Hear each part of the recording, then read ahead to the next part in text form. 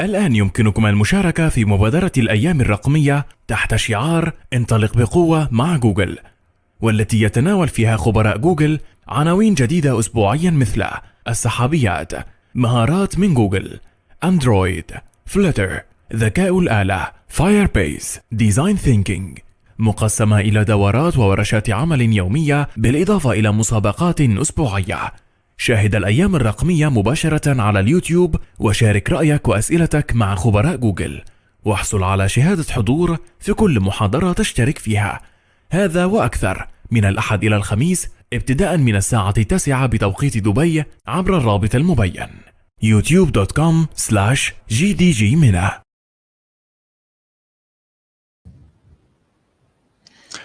Okay, so assalamu alaikum everyone. Hello everyone, and welcome to this session. Like Dima, or as always, we are continuing on the series about computer vision field. So we are like starting to go in and dig in deep dive a little bit on the computer vision field by tackling a new architecture, a new model architecture, which is the vision transformer. So the vision transformers. So today, inshallah, we are going to see an introduction about vision transformers, how they are working, what's the idea and what's the concept behind vision transformers, since it's a trendy topic nowadays because it's new and it's also performant. So many companies and many computer vision scientists do use, like nowadays, vision transformers in many image recognition tasks. So as always, my name is Taha Rehah. I'm an expert machine learning trainer at Bamboo Geeks, and I'm an engineer at Deepeco. I'm very glad to be with you today in this session.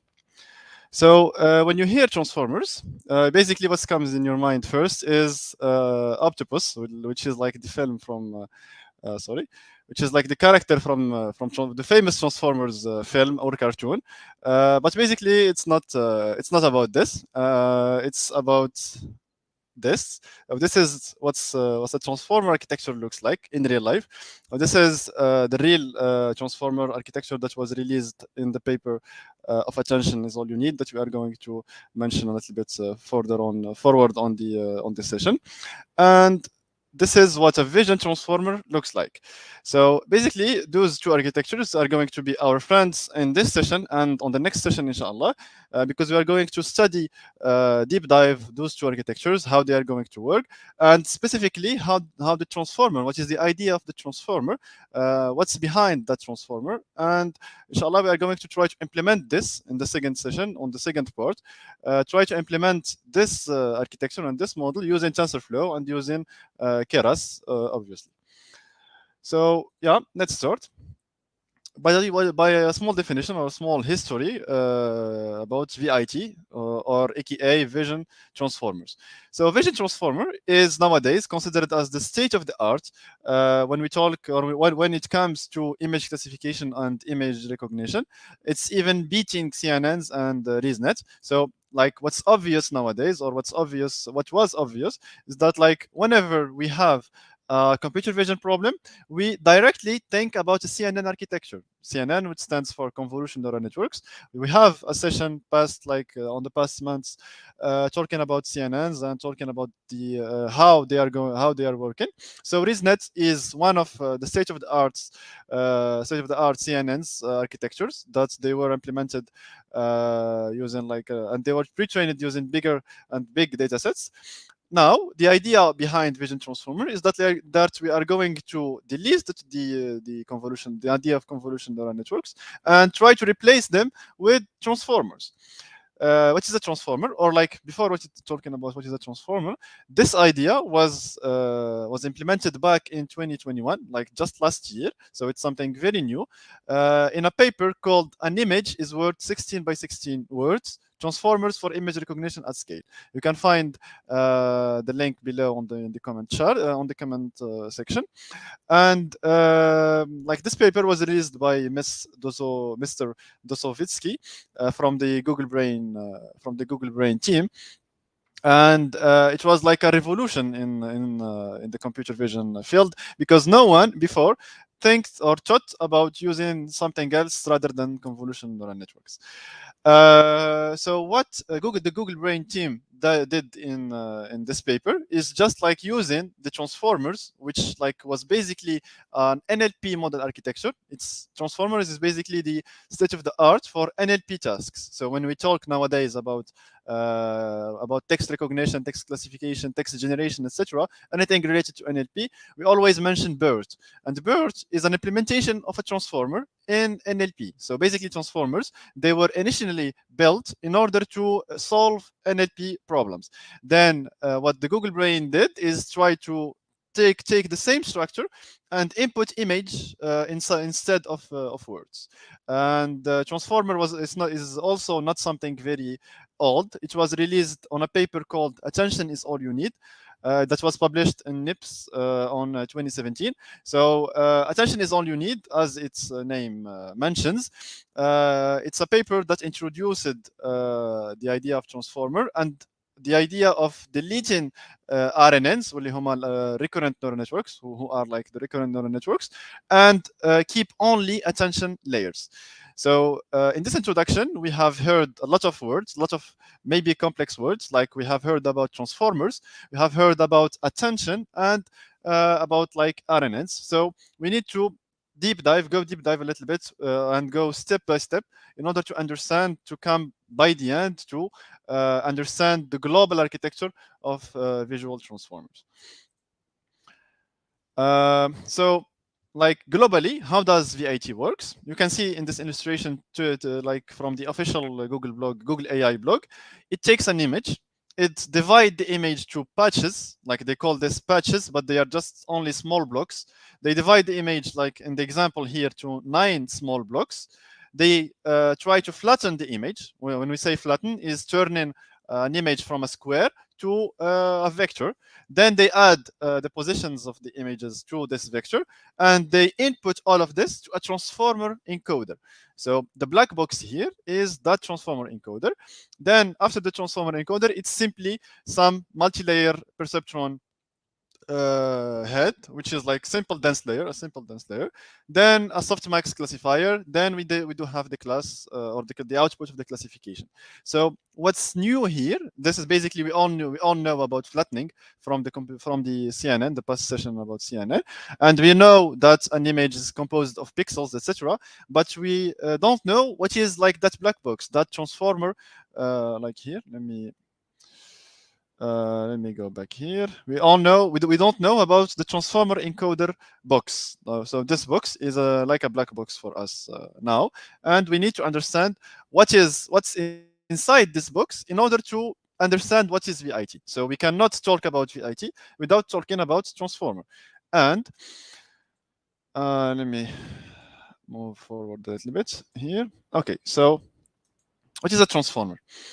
As I said, the transformer was introduced back in 2017 in this paper called "Attention is All You Need." And on the right, you can see that here we have like the official architecture. The official architecture contains 2 parts, واللي هما encoder and the decoder. So here we have the encoder, the transformer encoder. We have also the transformer decoder, and the input embedded and the output embedded. So what does like matter for us is what's inside even that transformer box, which are here the multi-head attention. So the idea behind the whole idea behind transformer is simply an attention layer. So like the AR key right now, it's vision transformers, and attention. So in order to understand vision transformer, we need to go down to understand the attention layer, then go up to understand the idea behind transformer, then the idea behind vision transformer. We cannot like just talk about vision transformers like this. So that's why I'm going to introduce, we need to go back a little bit to NLP. In NLP, there is something called sequence-to-sequence models. What are sequence-to-sequence models? Are just simply models that take a sequence of variables as an input and output another sequence of variables. So when we are trying to do machine translation, or we are trying to do text generation, etc., so we input a sequence in English, as an example, and then we are expecting another sequence, another sentence as a as an output in German. So like translating from English to German is like a live example of sequence-to-sequence models. So a transformer is simply a sequence-to-sequence. It takes a big sequence, and like it can be, it's initially it was words, it was a sequence of words, embedding of words. Now with vision transformers, it can be also a sequence of images, of embedding of images. We all know that images contains pixels, so it's like a vector of pixels. um, Transformers are purely based on the attention layer. So you can see from the architecture that inside, like the main thing inside any transformer, the main component of any transformer is an attention layer. Then we have some other dense layers. Dense layer is just like a neural network, a hidden layer of neural network. So it's simple. But what's new is the attention layer. Also, transformer is considered, as I said, as a state of the art for any NLP task, and it is replacing RNN and replacing LSTMs, because LSTMs were like the state of the art in NLP. Now, transformer is the state of the art by using BERT and by using other like derivative of the transformer.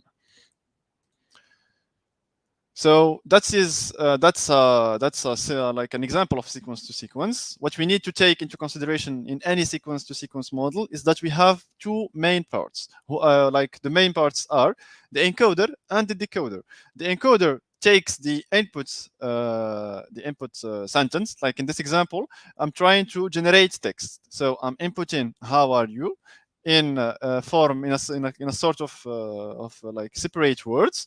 Then I pass the words to an embedding layer. An embedding layer is just like is going to turn those words into some vectors inside inside an embedding layer. So it's simply turning words into vectors. Then that embedding vector, or that vector, is going to be inputted to an encoder. Inside the encoder, the magic will happen. Then the encoder, he's going to pass the output of the calculations into another part, which is called the decoder. The decoder is responsible of just taking this output, processing it, and generating new words, etc. So that's the whole idea behind encoder and decoder, and that's what we need to take from the idea of sequence to sequence. Now let's see in dive what is an attention. So we said that just like to resume and to have that idea like clear on our minds, is that there is the transformer. The transformer is like just a stack of attention layers, and in each attention layer, like we have in each part of the transformer, we have encoder part and decoder part. Those two parts communicate with each other to generate text or to generate new sentences. So basically, what is a multi-head attention? What is an attention layer? An attention layer is just a small part between the encoder and the decoder that is responsible of adding some context to, or adding some help, some additional help to the decoder in order to generate more accurate text or generate more accurate results. So an attention was introduced like it's an old concept that the main goal of is just how to help the decoder to decode what the encoder is going to generate. And you can see in this schema, this is a live attention model using RNN. And what is an RNN? It is a recurrent neural network, which means like any input can be any output can be taken as an input for a second time. So for what does the RNN do? It's just like it inputs here x1, which is like the first word in example, and it outputs like two variables. The first variable is h1. That h1 is going to be an input for another RNN, and so on. H2 is going to also to be an input for A. So A takes two inputs, x3 and h2, is going to generate h3, etc., until we reach to hm. hm is going to be the same as s0. S0 here the attention here. It's like the attention on our like the attention part on our system.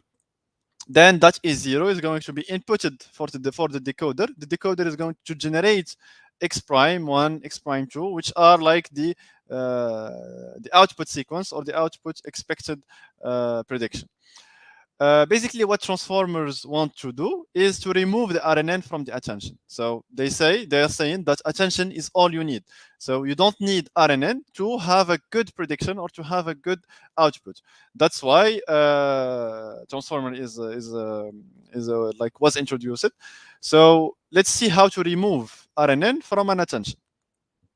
And to do this, we are going to build from scratch an attention layer, and we are going to go step by step to see what's going to give. So what I need to take, or what you need to take into consideration inside your mind, that sequence to sequence model has encoder and decoder. The encoder takes as an input vectors, and also the decoder takes as an inputs vectors. So every time or always that inputs of any encoder and any decoder are in a form of vectors. So always we need to take this into our mind. And what we are going to do is to introduce some variables. So I have the encoder. The encoder inputs are sequence of vectors. Those vectors are the embedding of the words. So if I input how are you, how is going to be x1, like the embedding of how is going to be x1, embedding of r is going to be x2, embedding of u is going to be x3, etc., until the end of the sequence. So the first thing to do when I want to build an attention layer is to calculate the key and the value. So keys and values are the very first two important variables that we need to take or to calculate in order to build an attention layer. So I take what is the key? Key is just a linear transformation between the input and the output vector. So I just take the input vector, the xy, which is like in our example here, an example x1. So I take x1, I multiply x1 with a matrix wk, which is wk is a learnable parameter. So it's a parameter that is going to be learned inside the training or while the training. So this is for the very first step is going to be randomly generated. Then the model is going to learn and to adapt wk all over the training. So this is not a parameter that we are going to specify, but it's a learnable parameter. I take x1, I multiply it by wk, then it gives me the key. Then I also multiply x1 by another matrix called wv, then it gives me the value. So I do generate two parameters who are like the key and the value, and they are simply a linear combination or a linear transformation of the input. So I take x1, multiply it by wk, I have the keys, multiply also xy by wv, I do have the value, and simply I have like the two main variables of any attention layer. So by having x and v, I can calculate, or I will calculate like another variable, which is like the query. So key and v are based on the encoder input. Now I'm going to switch to the decoder input in order to calculate q. So the q stands for query. And what is the query? Is also simply a linear transformation of the vector input of the decoder, and it's going to be held or is going to be stored in a vector called the query. So simply I do take x prime j, or in our example here x prime 1. I multiply it by another matrix, a third matrix. So I did already have wk and wv. Now I have wq.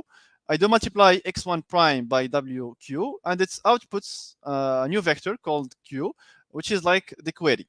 So take into consideration that we have three main variables to take or to calculate, who are the key, the value, and the query. So simply like that. Now, based on the query and based on the key and based on the value, I'm going to compute the weights. The weights, I'm going to call them alphas. So in order to calculate alpha, or what is even like alpha, yeah, let's talk a little bit here. alpha or the weights are the alignment between the decoder and the decoder input and the encoder input. So what is an alignment? Alignment is the correlation degree between between like any decoder input and any encoder output. So how much the weights are going to tell me how much the encoder input and the decoder input are correlated between each other.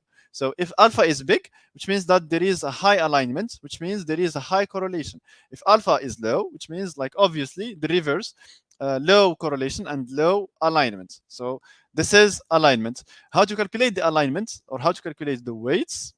I simply take all the k's, let me open the laser here. So I take all the k vector, so k1, k2, k3 until km. I do stack them inside a matrix. I call that big uppercase k.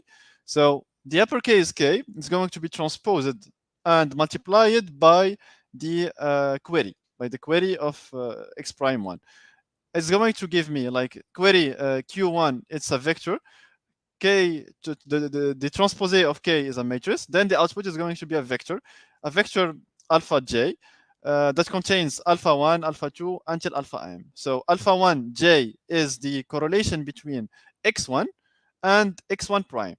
Alpha 2 j is the correlation between x2 and x2 prime, etc., etc.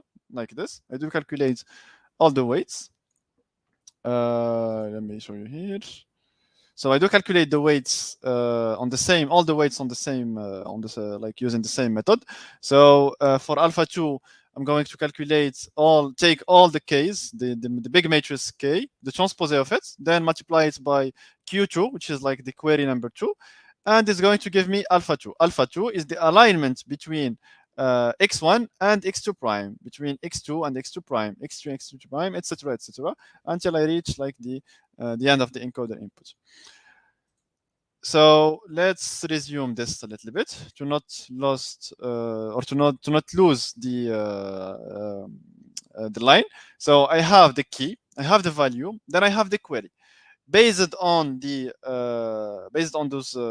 key and the query, I can calculate the weights. Like we said that the weights are the amount of alignment between the encoder's input and the decoder's input. What is an encoder input? It's just a sentence, a sequence, which is the decoder input. The decoder input is going to be generated by the encoder, and each time I generate a new word or a new sequence, I do calculate the alignment between it and between the whole sentence, the whole encoder input sentence. So by saying this, or by having those three variables, I'm going to calculate the most important vector or the most important parameter in any attention layer, which is the context vector. What is the context vector? It's just a linear combination between alphas and the values. So to calculate context vector number 1, so C1 is alpha 1, 1 multiplied by V1. So I take alpha 1 multiplied by V1. Then same thing, like alpha is a vector. So I take the second position, the second value of the vector multiplied by V2 plus another time the third value multiplied by V3, etc., etc. Then it gives me a context vector. So what is a context vector? Is simply holding a storage variable that is going to hold informations about the whole sentence, the whole encoder sentence, and the output. So context vector, that's the thing that we need to understand. So context vector is going to have information about the encoder input, which is like the initial sentence, and he's going to hold each time he's going to hold information about the generated x1 prime, about generated x prime. So each time I do generate a new sequence, the context vector is going to have past information about the whole sentence and the information about the previous generated word. Then he's going to help the model to generate the next word. So it's like giving a push to the model by giving him information about the input sequence, the whole input sequence, and giving him also information about the previous generated word, only the previous one. Please take this into consideration. Only the previous word, only the previous decoder input. So by this way, I need to go over or to iterate over all the decoders input to calculate the queries, then calculate the weights, then calculate the context vectors. So by this way, I do have three, or not three, there are four main variables: the keys, k, the values v, the weights or the alignment alpha, the q queries, and c the context vector. But what's important to take or to understand is the context vector. If you have the context vector, you have the attention layer. That's the output. That's, by the way, is going to be the output of the attention layer, and we are going to see right now how this is being done.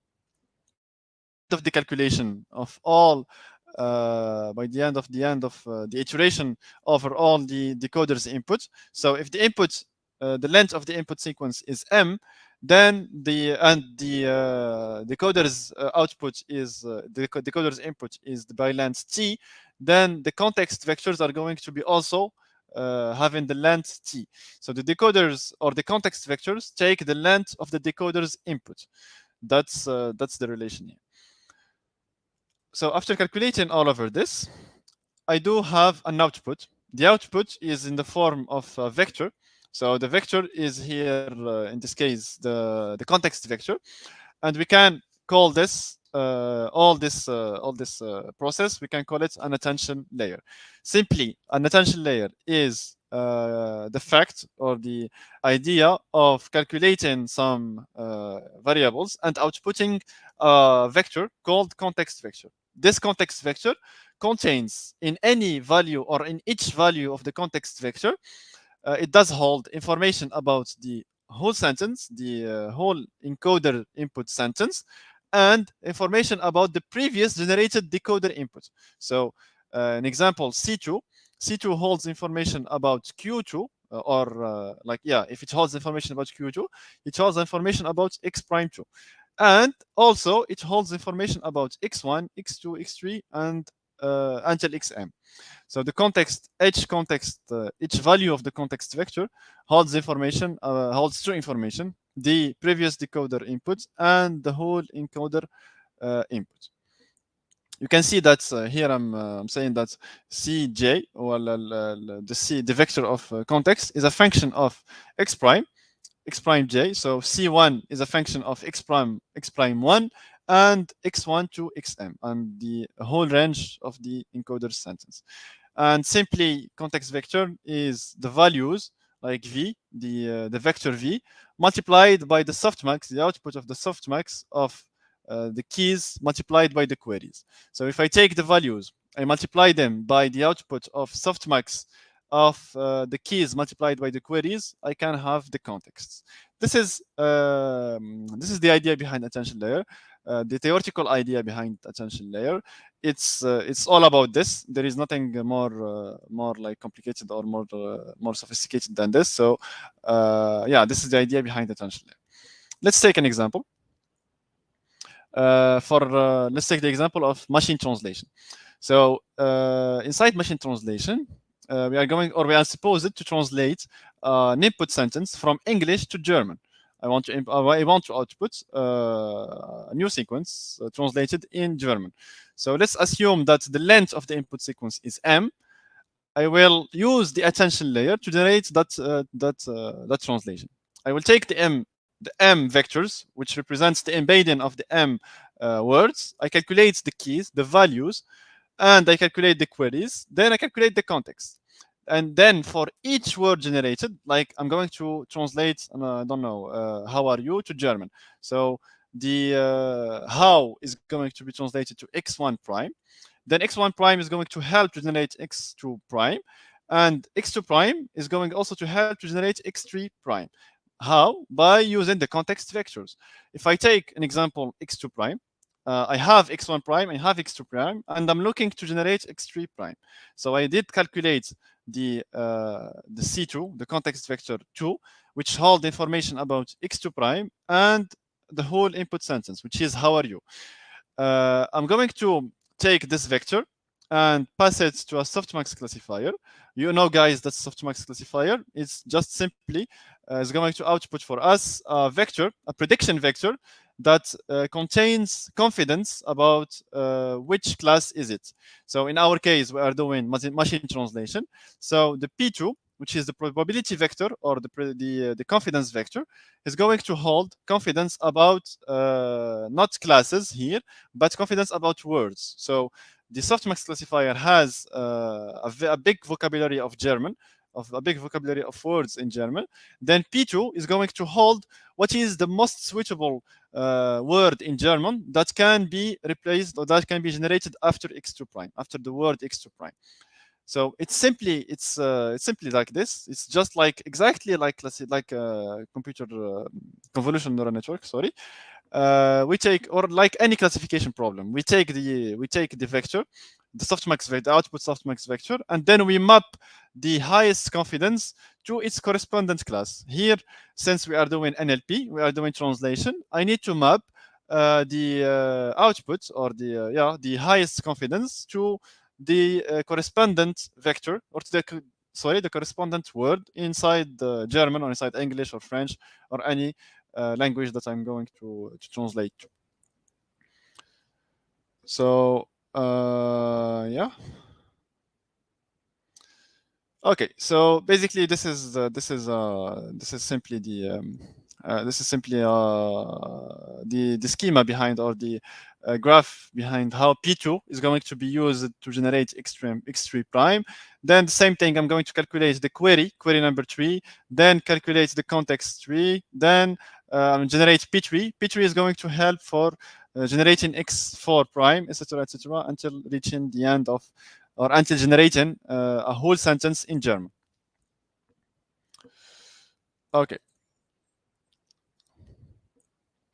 So a summary here is about the attention, the whole attention layer, the whole idea about attention layer. Attention layer is simply having an encoder input, a decoder input, then calculating some variables and outputting a context vector. The output of an attention layer is that context vector. So the attention is here named ATTN, which takes X واللي هو الانكودر inputs, like X is the encoder's inputs. X prime is also a vector of vectors of decoder's input. Then the learnable parameters of any attention layer are WQ, WK, and WV.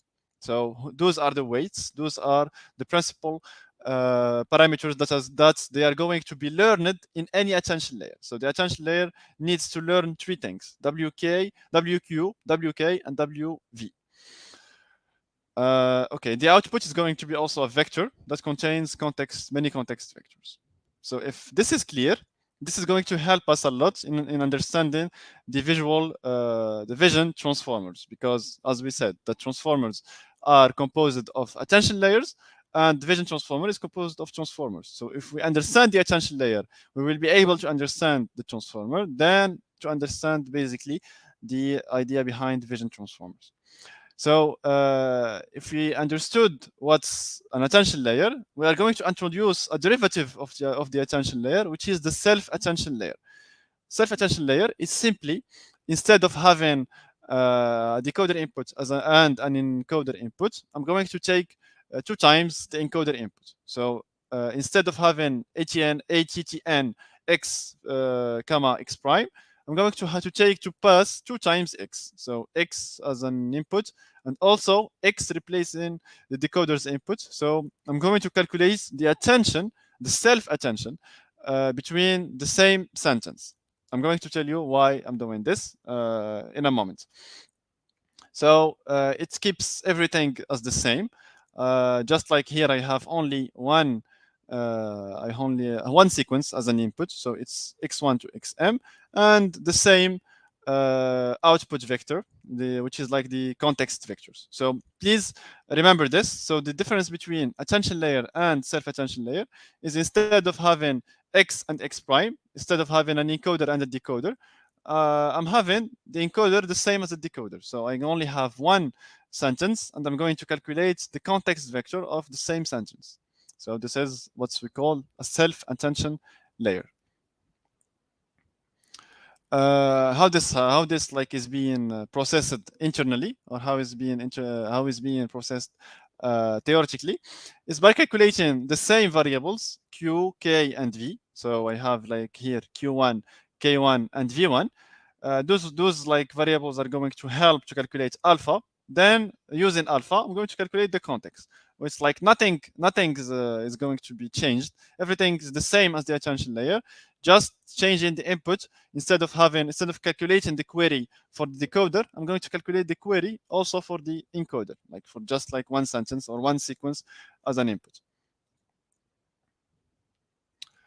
Yeah, this is the actual self-attention layer. So the output is a set of vectors, set of context vectors, and it's a function also CG. It's a function of the m vectors. Instead of having a context vector that holds information about the one output of the encoder and the whole sentence, now I'm having context vector that takes informations about the whole sentence every time is having informations about the whole sentence. And why we do need self-attention? What's the idea behind self-attention? Remember, like here in this slide, let me go back a little bit. Remember on the attention layer when I told you that C2 is going to help to generate X3 prime, but C2 only holds information about Q2 prime and the Q1 to QM. It does not hold information about Q1 prime. There is no information about the previous word inside the context vector. But using the self-attention layer, let's go a little bit here. Yeah, using the self-attention layer, C2 holds information about Q2 and also about Q1, because you can see that it's taking C2 is also taking information from V1, from Q1, and from Q1 and from K1. That's the power of self-attention, and that's the power behind the whole idea of self-attention. Okay, so another derivative, one more derivative to go, and then I'm going to switch to vision transformers. So هدايا بيت القصيد, as we say in Arabic. So this is multi-head self-attention. The multi-head self-attention is taking the self-attention layer, and instead of having one sequence as an input, I'm going to have multiple inputs, so multiple sequence as one input. But the only difference that I need to take into consideration that each sequence is going to have its own learnable parameters. So instead of like having three sequences that are going to be inputted to the same self-attention layer, and they are going to share the same learnable parameters, which are WQ, WK, and WV. No, I'm going to have sequence number one has W1 Q, W1 V, and W1 K, which are the learnable parameters for the sequence number one. Then for sequence number two, I'm going to have different parameters, different learnable parameters, واللي هما W2Q, W2K, and W2V. So basically, that's the idea behind multi-head self-attention. Simply like this, taking a normal self-attention layer and inputting as many sequences as you want, but just pay attention that each sequence has its own learnable parameters, and by consequence, I'm going to have a specific one context vector for each sequence. So if I did input three sequences, I'm going to have three context vectors, three separate context vectors, which I'm going to shape them into one matrix or one vector. So that's the idea behind multi-head self-attention. Okay, next slide. So yeah, let's get back to vision transformers. So quick refresher. We talked about the attention layer. We said that the attention layer is just like a mechanism that helps the model to have information about like the previous generated words and the input. Like it does hold information about the input along as information about the output. So that's what's an attention layer. What an attention layer does. Then we talked about self-attention layer. We told that self-attention layer is simply solving the problem of like having only information about one previous generated word. So by using self-attention, I'm having information about the whole sentence. Like I'm having a big view. It's just like having a 316 degree camera that takes information about all what's around. It's the same when we talk about, when we are like mentioning self-attention architecture. So and then we also mentioned multi-head self-attention. We said that instead of having like one sequence as an input, we are going to have multi-heads, and each single head is going to accept one single sequence, and each sequence is going to generate its own context vector. Those context vectors are going to be stacked to form a matrix, C matrix, that is the output of the multi-head attention. The vision transformer use the same thing that's or the same architecture that we just like talked about. Why we did only mention attention? Because transformer is based on the paper attention is all you need, and by the name of the paper attention is all you need, which means that we only need attention. We do not care about other architectures. So we only need attention, and obviously dense layers. We cannot do anything without dense layer, but there is no other complex layers like LSTM or RNN or convolutional network, or etc. So the vision transformer, like you see here, is taking the patches اللي هما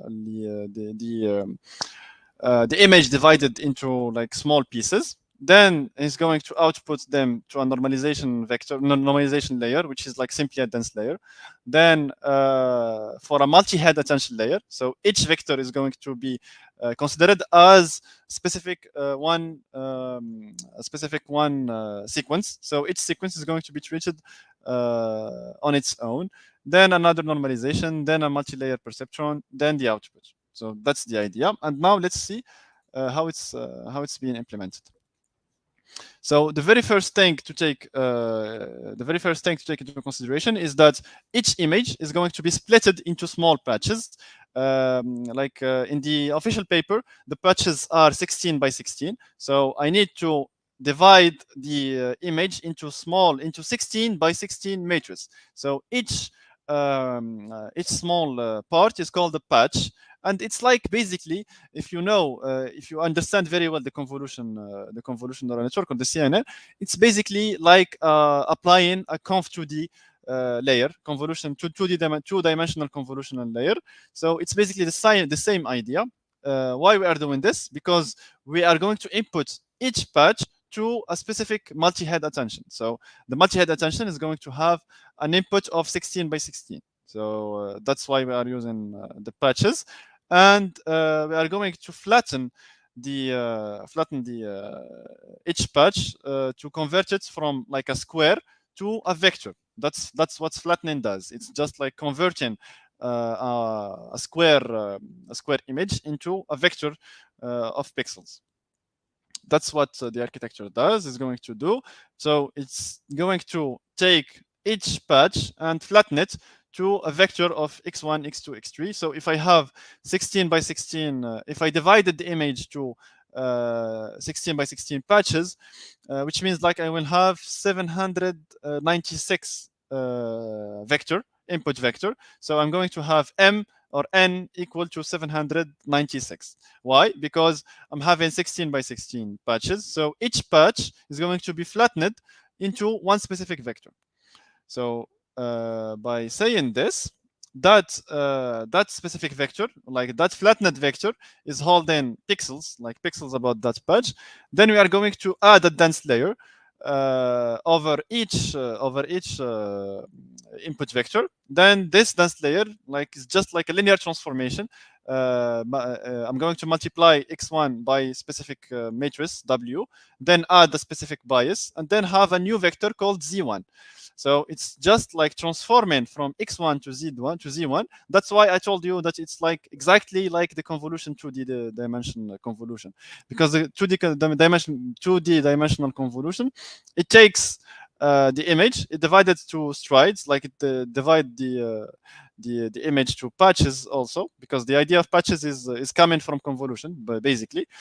Then it performs the dense layer, which is like multiplying by W and adding some bias.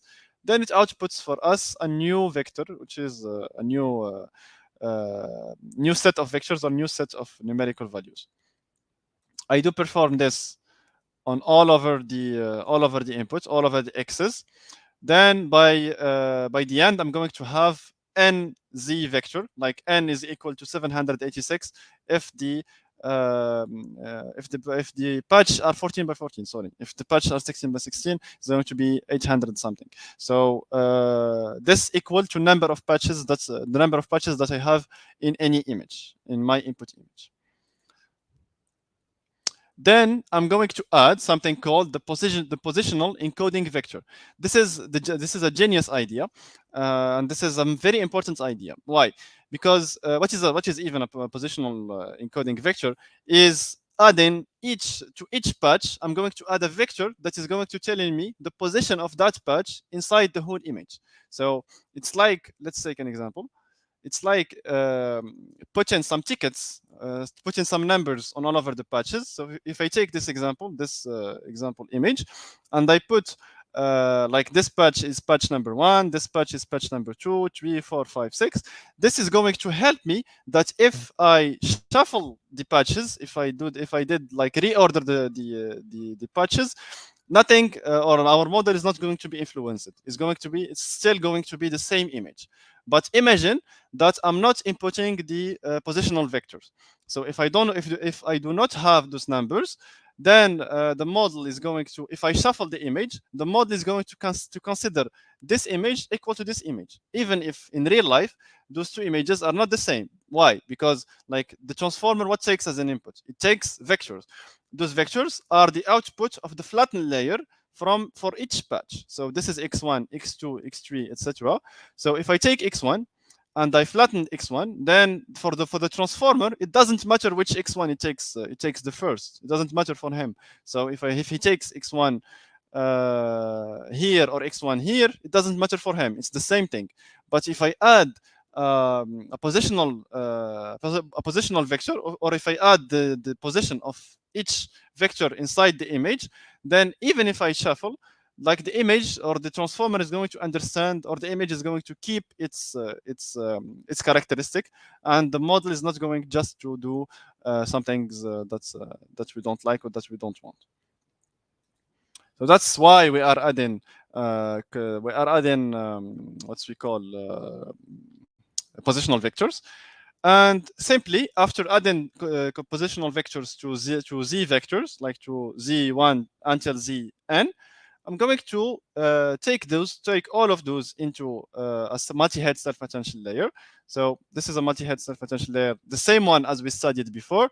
Then apply a dense layer, then a multi-head self-attention, then a dense, etc., until forming a big block, which is the transformer encoder network, which is that black box from the very first of the session.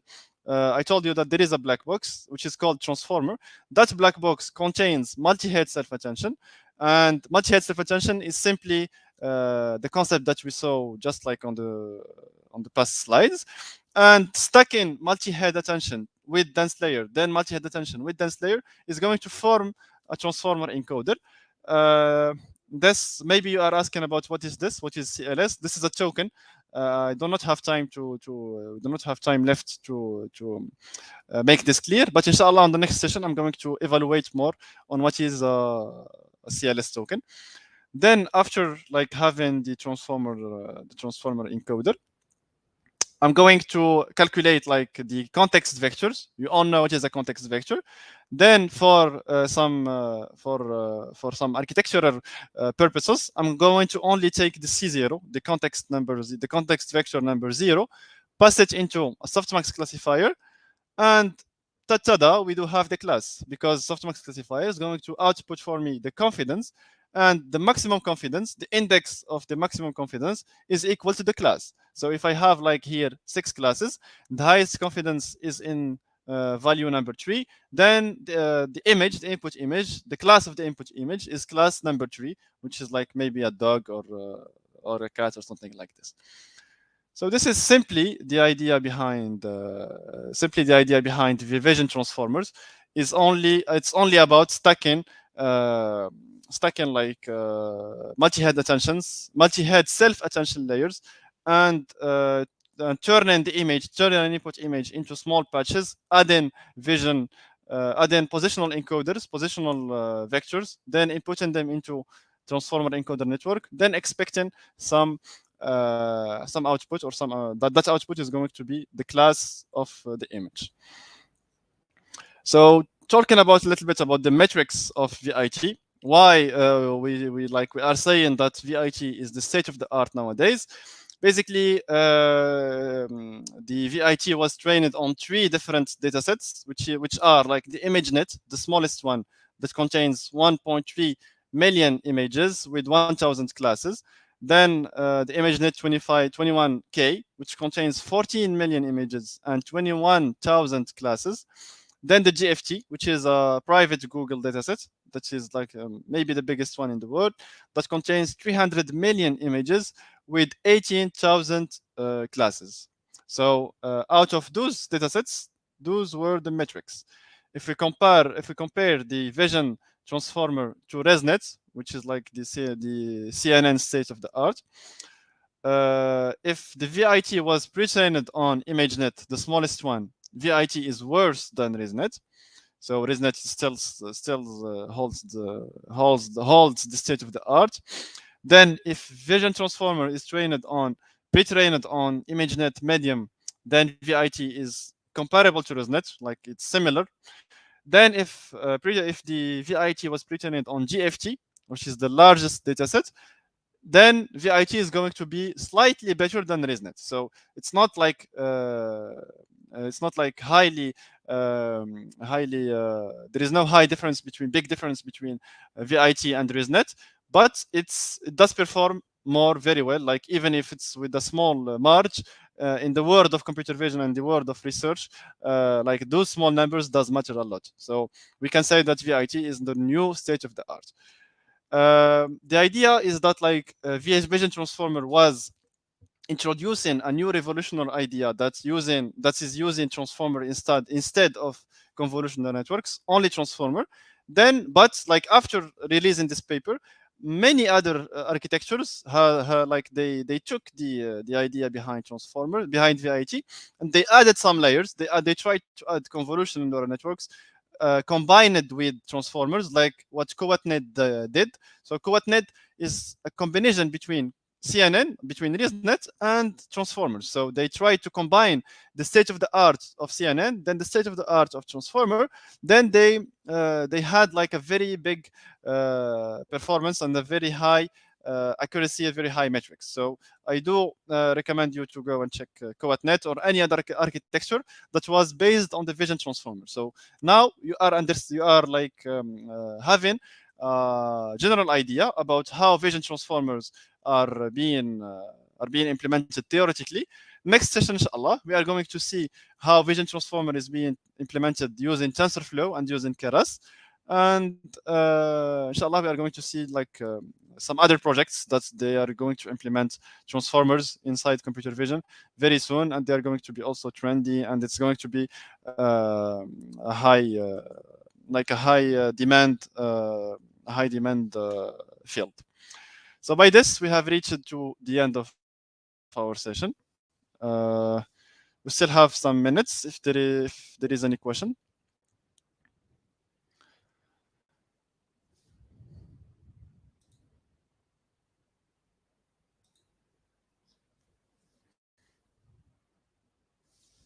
So we will wait 2 more minutes or 3 more minutes to answer questions.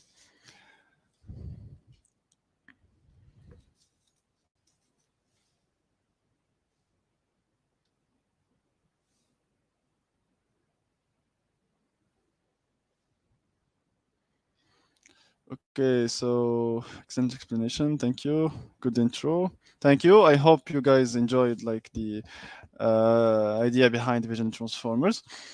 And yeah, if no questions, I would say Assalamu alaikum. And inshallah, we are going to meet on the next part, like to implement, as I said, to implement the code behind Vision Transformer. So thank you very much and have a great night.